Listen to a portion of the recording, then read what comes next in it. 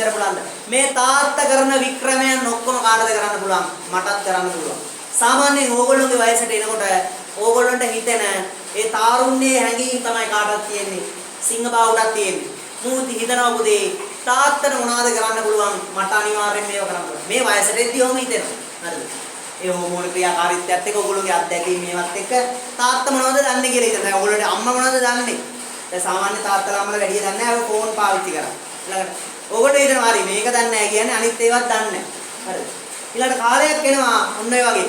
තාත්තලා මොනවද දන්නේ කියලා හිතන කාලයක් එනවා ඔයගොල්ලෝ. හරිද?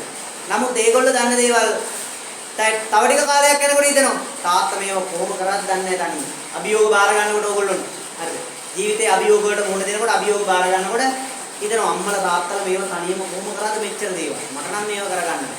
ඊළඟට ආයෙ අවුරුදු තව ටිකක් යනකොට ඒගොල්ලන්ට තව අවුරුදු 30 35 විතර පයින්නකොට ඔයාලට ගොඩාක් අභියෝග වලට මුහුණ දෙන්න වෙනවා. අද පෞල් ජීවිතයේ අභියෝග, දරුවන්ගේ අභියෝග මේවට මුහුණ දෙනකොට හිතනවා අපේ අම්මලා තාත්තලා මේවට කොහොම මුහුණ දුන්නද ඉස්සර?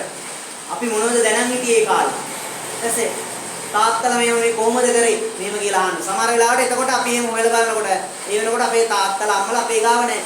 අපේ අභියෝග වලට මුහුණ දෙනවා. හරි. එතකොට තමයි හිතෙන්නේ